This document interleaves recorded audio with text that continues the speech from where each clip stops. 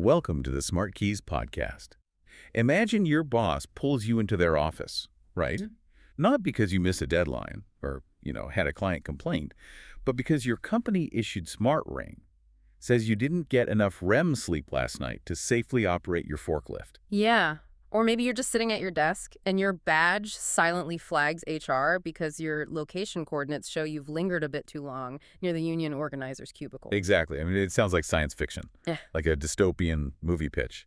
But no, that is literally just Tuesday in the modern workforce. It really is. And, if you're a modern professional navigating today's corporate landscape, staying ahead isn't just about learning the latest software stack anymore. Right. You now have to understand the actual physical intersection of workplace technology and the human body, because the capabilities of these devices are evolving way faster than the rule books governing them. Which is exactly why we're doing a deep dive today into a really comprehensive article by Felix Römer from smartkeys.org. It's titled Wearable Tech Policy, Managing Data from Employee Fitness and Smart Devices. It's a fantastic resource. It really is, and we're using it as our strategic blueprint today because it maps out how businesses can actually balance operational productivity and physical safety with employee trust. I mean, consumer gadgets have morphed into mandated workplace tools practically overnight. Okay, let's unpack this. Before we get into the heavy legal guardrails, we really need to understand the sheer scope of what we're dealing with here. What kind of tech is actually being deployed right now? Well, the spectrum is vastly wider than most people realize. When someone hears workplace wearables, their mind usually jumps to, like, a basic smartwatch or a fitness ring counting steps. Right, just trying to close those daily activity rings. Exactly.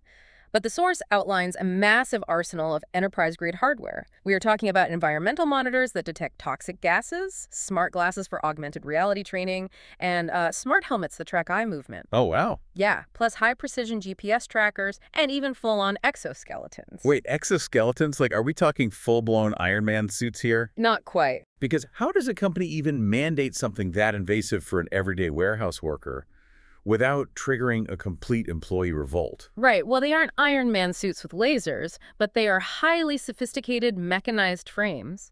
In heavy industry like manufacturing, construction, logistics, these exoskeletons use motors or pneumatics to redistribute the physical weight of heavy machinery. Okay, so it takes the strain off the worker. Yes, it shifts the load away from an employee's spine and onto their hips or legs. So the business justification there is incredibly strong. That makes sense. And they're deployed alongside those smart helmets that use sensors to monitor micro movements of the head and eyes to calculate fatigue levels. The stated goal is to drastically cut down on catastrophic workplace injuries. Yeah, if you're lifting heavy steel all day, an exoskeleton could literally save your back. And the article mentions healthcare too, right? Yes, absolutely. In clinical spaces, hospitals are relying on wearables for safe patient handling, to verify that nurses are using safe lifting techniques, and even to monitor infection control. Like tracking who goes in and out of a room. Exactly, tracking who enters quarantine rooms and for how long. Meanwhile, field logistics companies use GPS-enabled devices for dynamic routing and automated lone worker alerts if someone gets injured out of cellular range. So we really have to separate our thinking from the office worker checking their heart rate. This is highly specialized operational telemetry. It is. But looking at the source, it seems to me there's a massive legal and ethical difference between the types of data these devices pull. Let me try an analogy here to see if I have this straight. Sure, go ahead. It feels like tracking operational telemetry, like a step count, a GPS route, or a proximity alert warning you about a forklift, is essentially like looking at a car's speedometer. Okay. It just tells you how fast the machine is moving through space.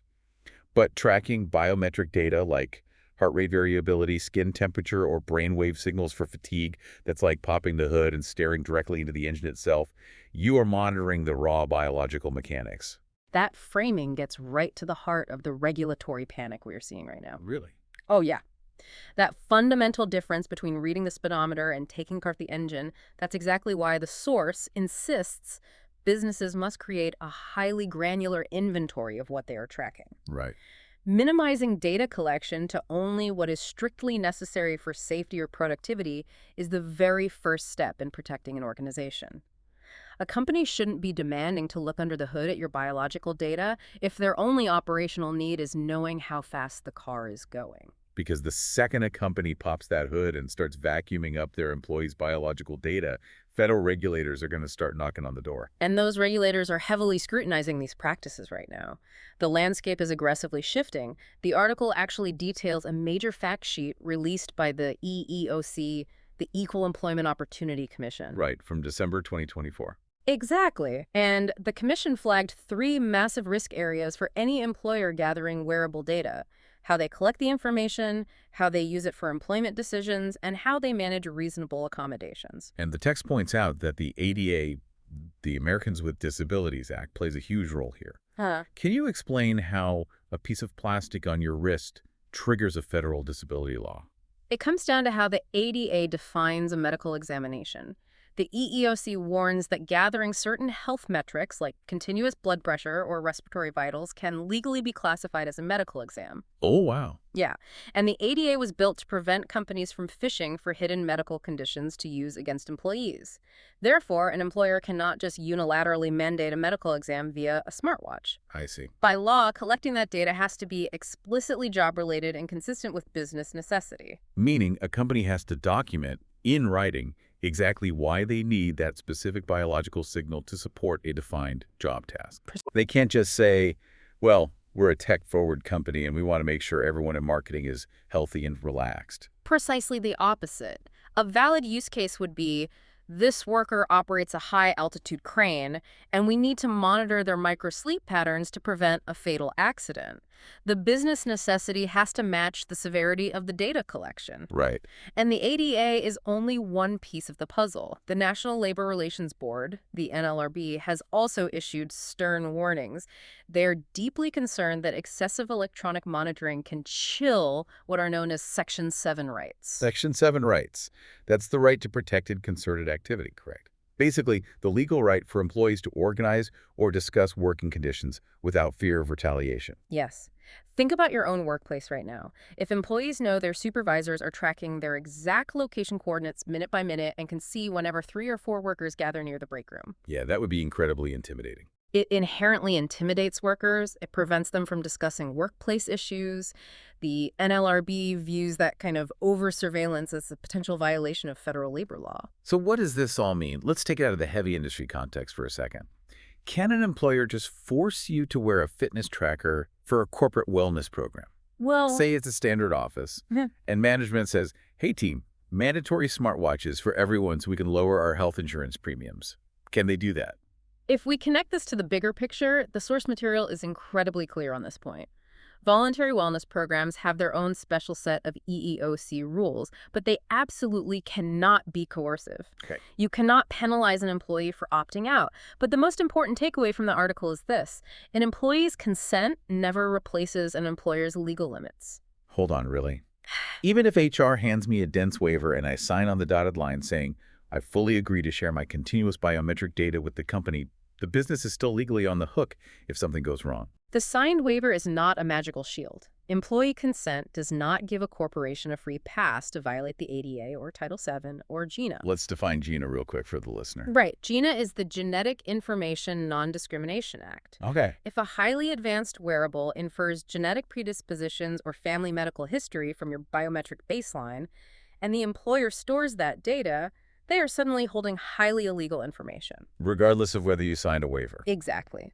The guidance from the source is to treat these federal rules as a strict compliance checklist. Collect less data, justify heavily what you do collect, and keep the safeguards visible. Consent has to be informed, voluntary, and revocable. It is never a shortcut around civil rights. That has to be a massive blind spot for a lot of tech-enthusiastic executives.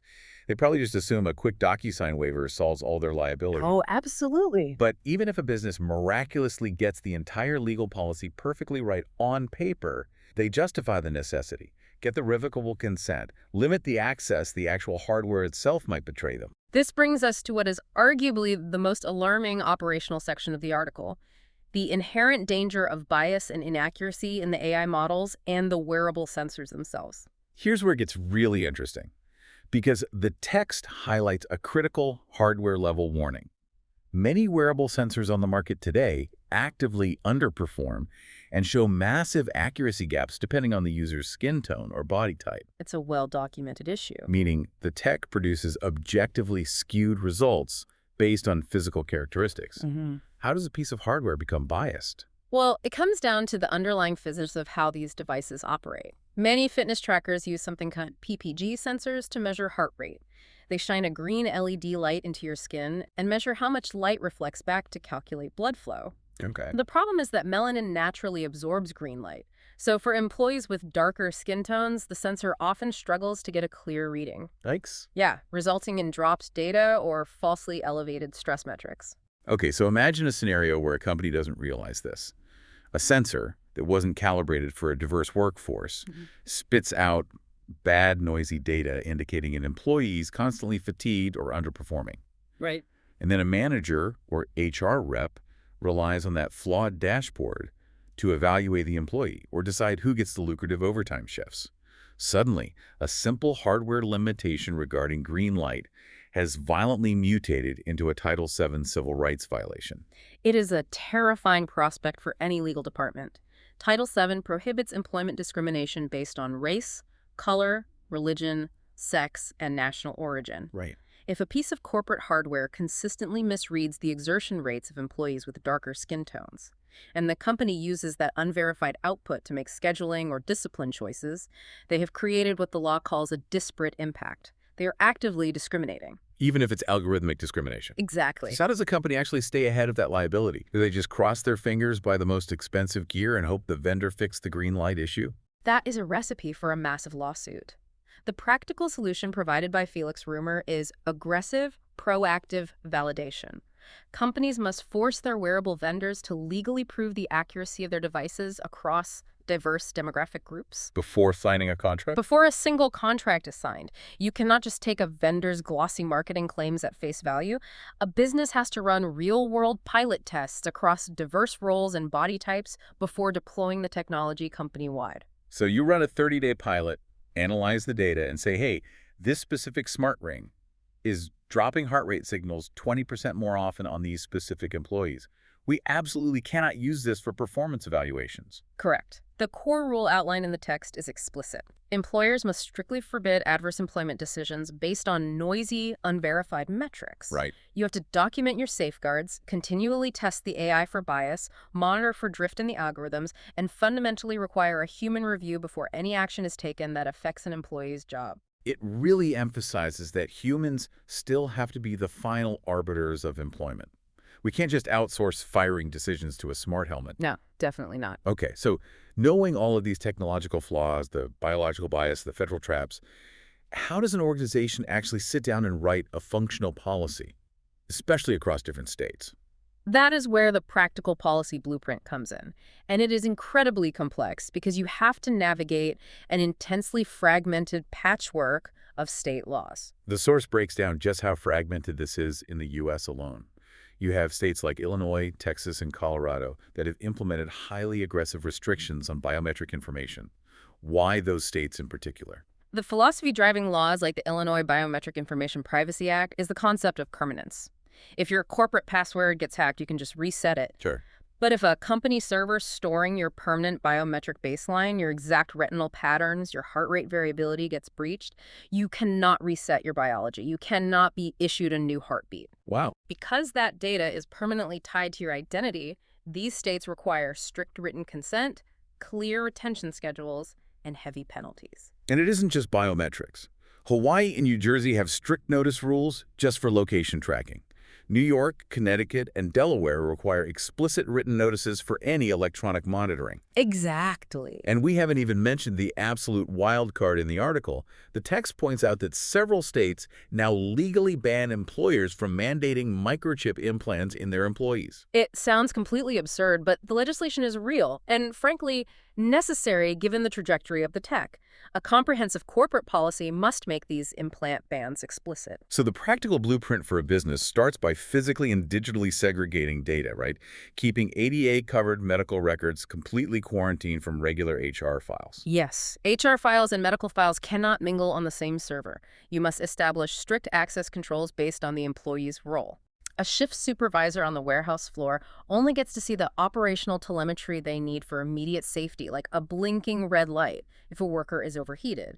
They do not get to see the underlying blood pressure numbers. That makes total sense. Only designated medical reviewers get access to that.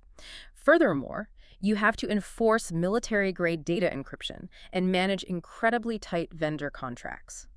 This raises an important question, though, regarding data retention. The article stresses a vital compliance concept known as purpose limitation. Purpose limitation, meaning you are legally bound to only use the data for the exact specific reason you originally collected it. Exactly that. And just as importantly, you only retain the data for the time strictly needed to fulfill that stated safety purpose. So once the shift is over. Right. Once that purpose ends and the employee clocks out, the data must be automated for permanent deletion or complete anonymization.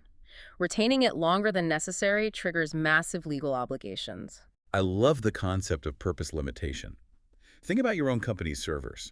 Retaining unnecessary employee biometric data is exactly like hoarding hazardous materials in flimsy cardboard boxes. That's a great way to put it. A company might think, oh, this biometric data is valuable, let's keep it to train an AI model later.